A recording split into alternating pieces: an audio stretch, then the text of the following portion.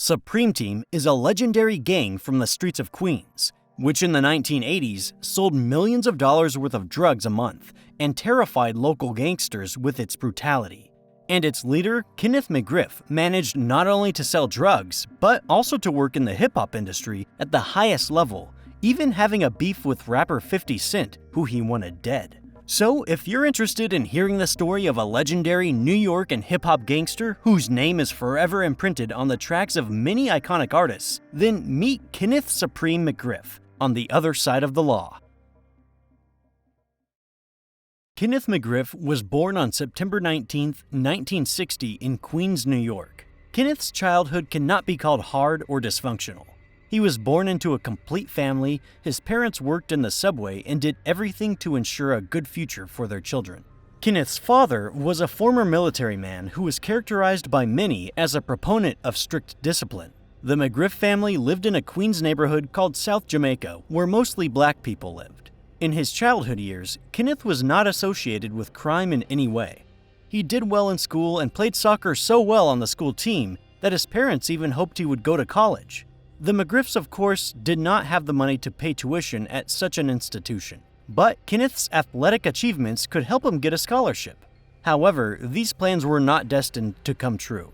While still a teenager, Kenneth became acquainted with the 5 Percenters, adherents of a radical religious organization founded by Clarence Smith, a former member of the Nation of Islam. Smith, or as he was known, Clarence 13X, preached that the members of his church were the chosen 5%, people who had access to higher knowledge. As for the rest of the world's population, according to Clarence, 85% of it consisted of spiritual dormant people, and the remaining 10%, although they had some knowledge, used it only to exploit everyone else. Only 5% of the world's population was able to live in peace and harmony. Clarence's sermons were distributed in Queens on audio cassettes, one of which had fallen into Kenneth's hands. In order to attract disillusioned young people into their ranks, these sermons were recorded in the style of hip-hop. Kenneth spent a lot of time in their company, and in 1971 received from them a nickname which would have him go down in history: Supreme. Shortly after graduating from high school, Kenneth began to spend more time on the street, where he started communicating with the local gang. Scammers, drug dealers, pimps, all people who could spend more money in one evening than his family earned in 6 months, caught his eye. Young McGriff began to question whether he should go to college. He saw the example of his parents and realized that if he chose the path of an honest worker, only hard labor would await him. Kenneth dropped out of high school and started spending all his time on the streets. Older boys noticed him and took him under their guardianship, and soon Kenneth joined a gang known as 7 Crowns. This street gang was formed in the early 1970s. Shortly before its creation, the Black Panthers, a group of fighters for the rights of black people, announced their dissolution, and a vacuum was formed on the streets of southeastern New York. A mass of young people with no money and no prospects in life, who did not know what to do with themselves, were hanging around the streets.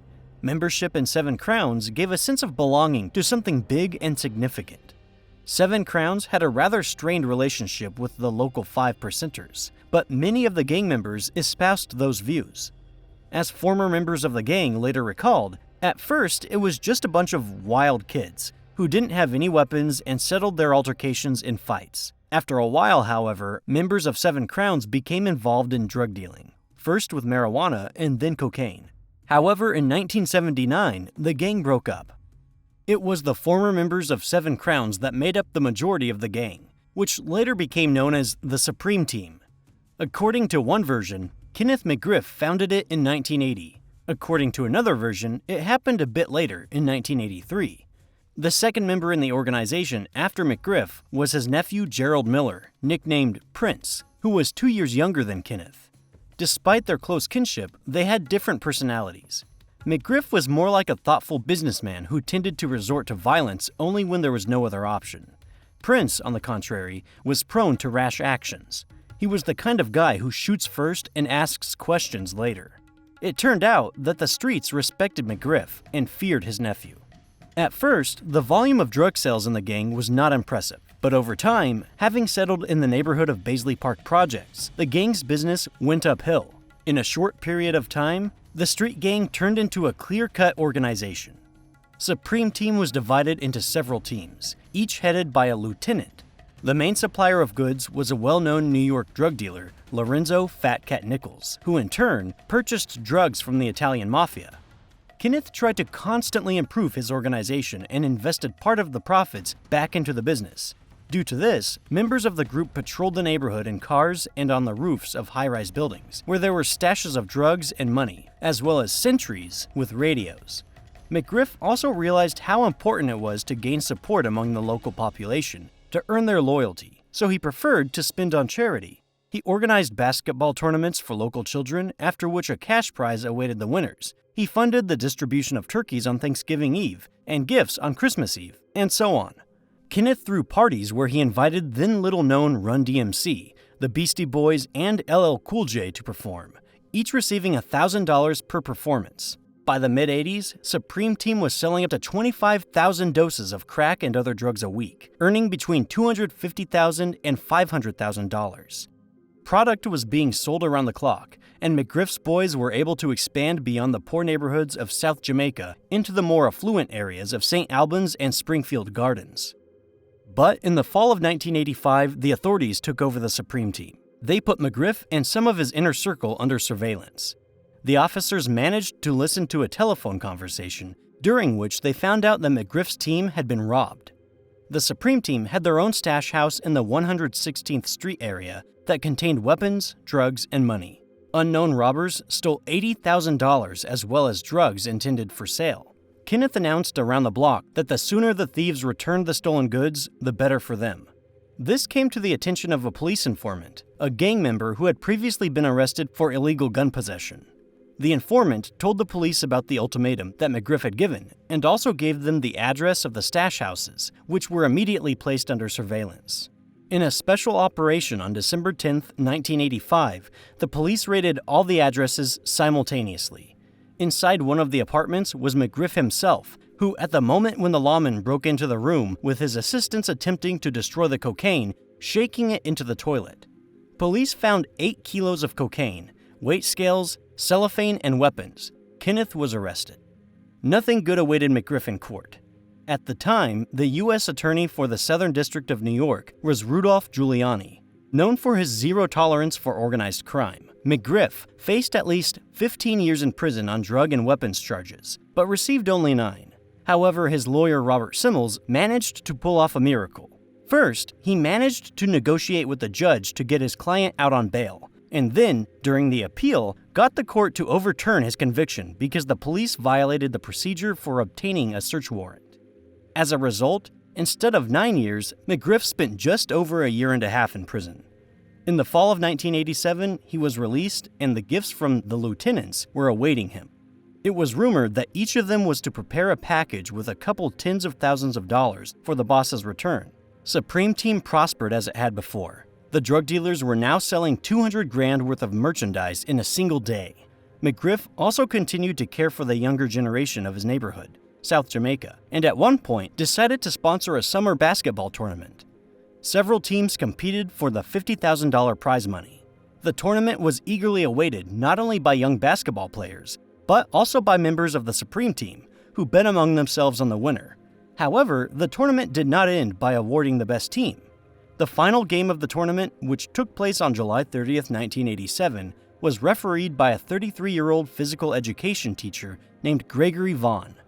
The game that he had to referee was tense. There was very little time left until the end of the match. The teams were tied on points, and no one could determine who would be the winner. In such situations, usually all eyes are on the referee, as the outcome of the game depends on his decisions. Gregory Vaughn made a controversial call at the very end of the match, and it angered one of the Supreme Team members. He jumped from the stands onto the basketball court and beat Vaughn to death in front of the crowd. Of course, continuing the tournament was out of the question. This brutal massacre of a PE teacher caused shockwaves. Vaughn was considered a favorite in the whole district, as he managed to do a lot of good for the youth. And Gregory was also married to a woman who worked in the police. Now, it is difficult to say what role the killing of Gregory Vaughn had in the events that followed, but a few months after that ill-fated match, the Supreme Team would suffer a heavy blow. In the fall of 1987, FBI agents joined the police's drug force, and soon another wave of searches and arrests began. According to the feds, McGriff should have been put behind bars back in '85, so now they were determined to get even. McGriff was once again under watch. On November 6, 1987, FBI agents conducted a large-scale raid on the Supreme Team headquarters. Kenneth's underlings were not helped by the fact that they learned of the approaching agents from their sentries on the street a few minutes before they appeared. Locals later recalled that day that there was a cocaine rain on the street. McGriff had time to order his charges to get rid of all the product, which was either flushed down the drain or simply thrown out the windows. But there was so much blow that it was impossible to throw it all away. The police confiscated not only the cocaine, but also radios, police scanners, and several pamphlets with titles such as Disguise Techniques or The Silencer's Handbook. Kenneth McGriff was charged with organizing a criminal enterprise. The prosecutor at the trial was Sterling Johnson, who ironically was also from Queens, where he lived within walking distance of Kenneth McGriff's headquarters at the Baisley Park houses. This man had seen firsthand all the calamity that the drug trade brought to his hometown, so he was determined to put McGriff behind bars for years to come. Kenneth pleaded guilty and was sentenced to 12 years in prison, of which he would serve only 6 before being paroled in 1993. In prison, he did not give the impression of a man who was crushed by fate. He read a lot, especially the works of Donald Goines, the author of pulp novels in which the protagonists were black criminals. Goines, a former con man with a long record, knew what he was writing about. During his life, he managed to be in prison, get rid of drug addiction, and then wrote 16 works before he was killed in 1974. His books fascinated McGriff, who realized what he could do once free again. He wanted to screen Goines' novel to make an epic, which would be on par with the mastodons of the genre like Francis Ford Coppola's The Godfather. McGriff expected that if he managed to persuade familiar musicians to record a good soundtrack to the movie, it would be a resounding success. While McGriff was in prison, Supreme Team was managed by his nephew, Gerald Prince Miller. As rapper 50 Cent later said, if McGriff was a businessman, Miller was the real killer. Supreme Team's revenue, as we said, was up to $200,000 a day. But to make that kind of money, the gang had to regularly gun down its rivals. Police linked Supreme Team to at least 20 homicides committed in Queens over the previous year. The number of shootings and non-fatal fights was incalculable. Police later learned that in 1987 alone, at least 8 murders had been committed on the direct orders of Miller and the incarcerated McGriff, but they had no proof. Miller realized now that McGriff was in prison, it was he who had all of the law's attention. So, in response to increased police pressure, he took countermeasures as never seen before. From then on, members of the team could discuss business matters with each other only through an elaborate cipher. This was language or numbers taken from the alphabet and arithmetic invented by the 5 percenters. Since most of the gang had grown up in the same hood and had been familiar with the teachings of Clarence Smith since childhood, they had no particular difficulty with this. But all these precautions were in vain. In December 1987, Prince was arrested. It seemed that the Supreme Team would be able to withstand this ordeal, but everything was spoiled by one incident. On February 26, 1988, a 22-year-old policeman, Edward Byrne, was killed in Queens, not far from McGriff's headquarters. This murder was committed by the team of Howard Mason, also known as Pappy. This incident shook the whole of America. Then President Ronald Reagan expressed his condolences to the victim's family, and presidential candidate George Bush Sr. wore a badge with Burns' portrait throughout his campaign. Finding and punishing the perpetrators became a matter of principle for local officers. In Queens, all patrols were significantly strengthened, and a special task force was created to finally put an end to the local drug trade. In just 1 year, over 3,000 drug dealers were arrested in New York City. Dealers became public enemy number 1, and the police did everything possible to make their lives hell. Realizing that it was impossible to conduct trade in such conditions, McGriff dissolved the group, and in the period from 1987 to 1989, it was inactive. In the spring of '89, Gerald Miller got released. During the trial, he'd been accused of having his men intimidate one of the witnesses in the McGriff case, but it could not be proven. Once on the outside, Prince decided to resume Supreme Team activities. One of the gang members, Gus Rivera, introduced him to Colombian drug dealers, and they began to cooperate, though the situation on the streets had already changed. Miller was earning only a fraction of what the Supreme Team had earned in its heyday. Daily earnings had dropped from $200,000 to just $10,000. From trading, Miller's team moved on to run-of-the-mill robbery and murder. In the summer of 1989, gang members brutally killed several people. In July of that year, under the guise of a deal, Prince lured 2 Colombians into Baisley Park projects, after which they were tied up and beaten to death with baseball bats. A month later, Rivera set Prince up with 2 new drug dealers from Colombia, Fernando Suarez and Pablo Perlaza. They were dealt with by his crew in a similar fashion. Prince thought Rivera might denounce him to the police, so he ordered to kill him as well. Rivera was hit. He got shot in the head, but managed to survive and lay low. Then Prince's men threatened Rivera's girlfriend that they would kill her if she didn't tell them where her boyfriend was. Turns out, Rivera was laying low in a cheap motel on the south side of the block. He was then tracked down and killed.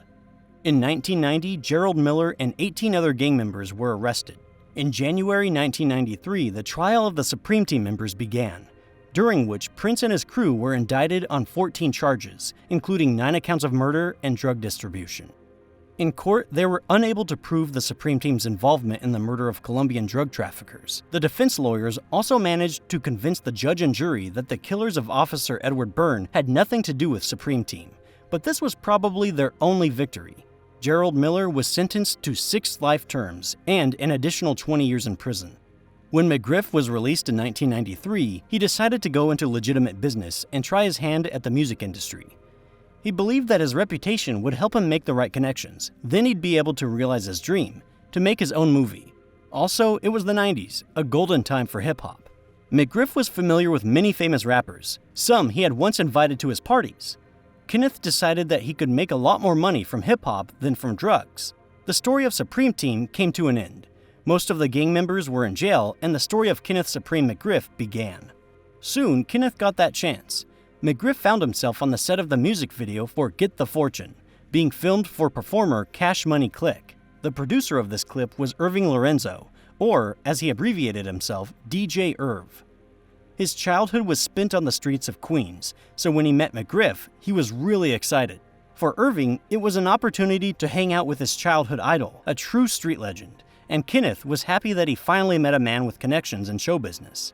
Soon after meeting McGriff, Irving gave up his DJ pseudonym and began to call himself Irv Gotti, in honor of the world-famous boss of the Gambino family, John Gotti. You can watch a video about him on our channel. Irving's fascination with crime was so great that the record label he founded was named Murder Inc., after an early 20th century crime label. Eventually, one of the founders of the Def Jam label, Leor Cohen, took the newfound Gotti and Murder Inc. under his wing. Now, every night, McGriff hung out with Irv Gotti and his brother Chris in the most expensive nightclubs in New York City. Thanks to his new friends, he was able to make many acquaintances, among which his meeting Tupac stood out. According to rumors, McGriff even participated in settling the conflict that arose after the murder attempt on Tupac in 1994. With the help of Irv Gotti and Murder Inc., McGriff acquired the rights to Goins' books such as Black Gangster and Crime Partners. This cost Kenneth $135,000, money he had made from drug dealing. Although he seemed to be planning to switch to legal business, right then the only way to get money was the way that he was already familiar with. McGriff drove drugs from New York City to Baltimore, where he had several associates involved in the trade. Apparently, fearing rearrest over a parole violation, McGriff was careful to keep a low profile in New York and preferred to sell his product on the side. McGriff realized that filming a movie was a very expensive passion, so he decided to start by recording an album with the soundtrack of the future film. Jay-Z, DMX, Ja Rule, as well as 50 Cent all participated in the recording of this album. However, despite the fact that the completed album, Black Gangster, enjoyed some success and sold 150,000 copies, Hollywood execs were not interested in making the movie. McGriff did not give up and decided to try and make another movie based on the book Crime Partners. He decided to partner with Irv Gotti, who helped him make a deal with Universal Music Group. McGriff signed a $1 million distribution contract for the Crime Partners soundtrack, of which $500,000 was paid to him in advance. McGriff managed to improve his financial situation, but soon had a conflict with Eric Smith, also known as E Moneybags.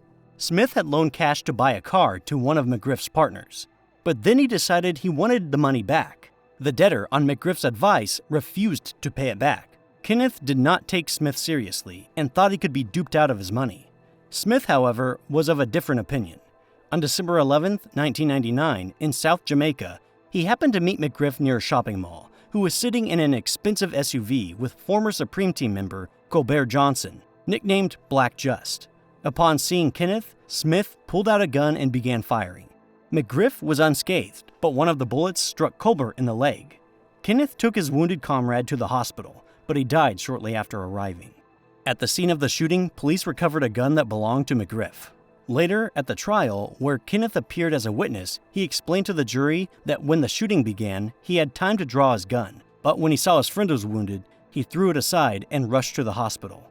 The man who was killed was loved and respected by many. One who always speaks well of Black Just is rapper 50 Cent, who calls him one of his mentors. McGriff wanted to avenge his friend's death and put a price on Smith's head. However, Smith also had allies. They included drug dealers Big Nose Troy Singleton and Nathan Green-Eyed Born May, a former member of the Supreme Team. According to Smith's close friend and rapper Prodigy, May and McGriff parted ways back in the days when Supreme Team existed, after Nathan returned home from a long prison sentence and learned that his family had not received a dime from McGriff for all of the time he'd been locked up. May decided to get even with Kenneth and stole some of his jewelry. However, the thief was quickly identified, and one of McGriff's lieutenants, named Baby Wise, shot May in the leg. Singleton and May went to a recording studio owned by Irv Gotti, where they beat him up and took away his chain. There was a smell of war in the air. However, Smith was soon joined by another man. His name is Curtis Jackson, but he's better known as his alias, 50 Cent.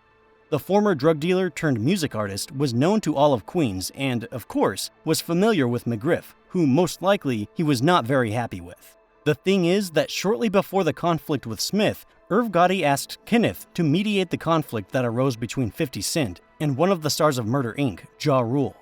McGriff turned out to be a bad mediator. In 1999, 50 Cent recorded the diss Life's on the Line, in which he went after both Ja Rule and Murder Inc.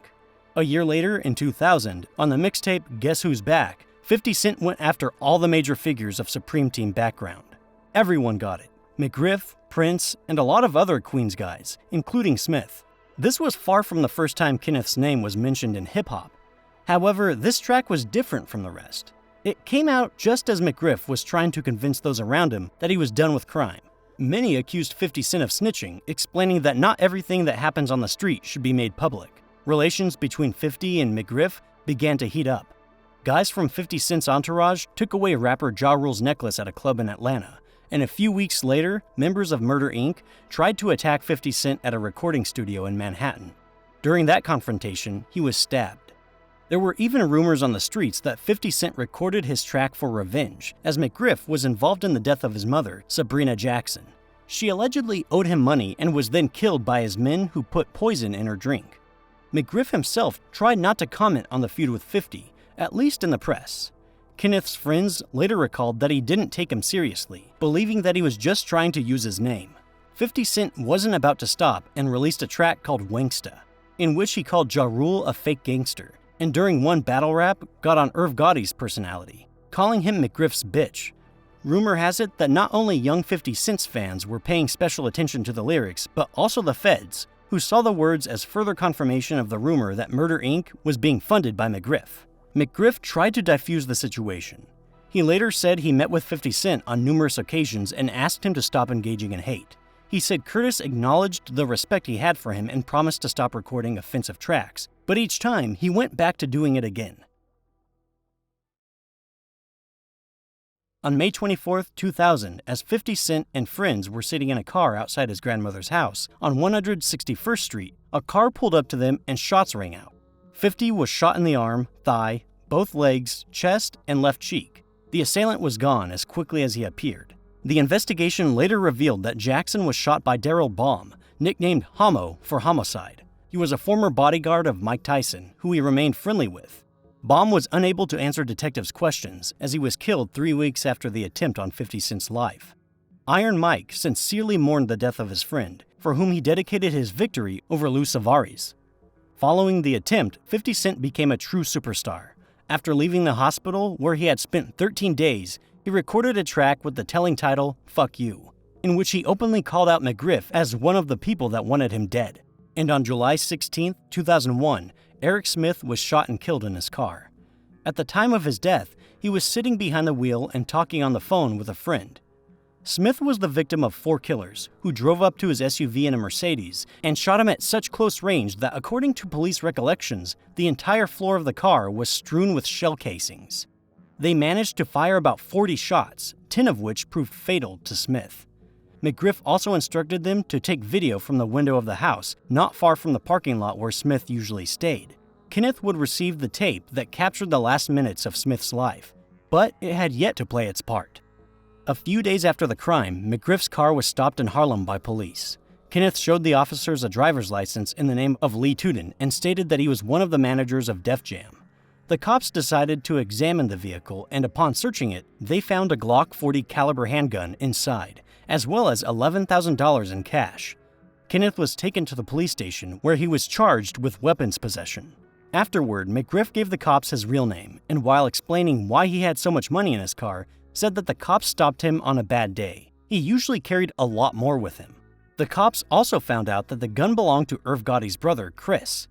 When asked why his gun was in McGriff's possession, he said that after Kenneth was released from prison, he was robbed several times, so he gave him his gun just in case, for self-defense. Meanwhile, events on the streets continued to unfold. On October 21, 2001, in South Jamaica, Troy Singleton was shot and killed. Of Smith's allies, only Nathan May survived, whom the killers apparently had just barely missed. Shortly before these events, drug charges were filed against one of McGriff's partners, Karan Buddha Claret.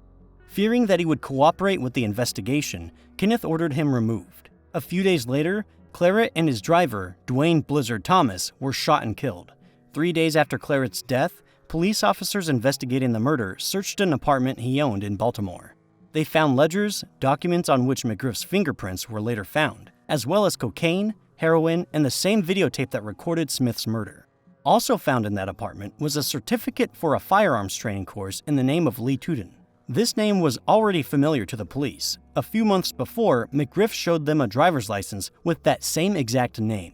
Police experts were able to identify the location where the video was taken from, thanks to the tape. The rest was a matter of technique. The investigation revealed that Smith's killer was Emmanuel Mosley, nicknamed Manny Dog.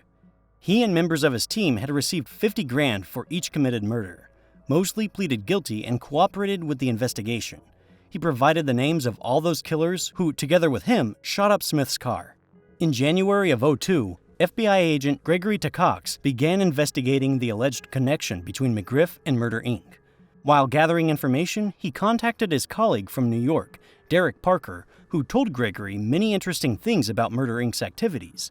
Tacox did not believe that the Lorenzo brothers were friends with McGriff just because they liked spending time with the street kingpin. And now, with evidence linking McGriff to the murdered drug dealer, the case was ready to move forward. Despite the fact that parole regulations forbade Kenneth from having a gun, he periodically practiced his marksmanship at the shooting range.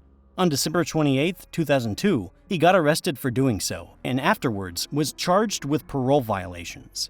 McGriff pleaded guilty and was sentenced to 37 months in prison. On November 4, 2004, Kenneth was also convicted of stopping traffic in Harlem using a firearm. To put it simply, he was just shooting in the air in broad daylight. He was supposed to be released in the summer of 2005, but it was not to be. On January 3, 2003, the feds searched the offices of Murder Inc. They were looking for any evidence of money laundering or drug trafficking.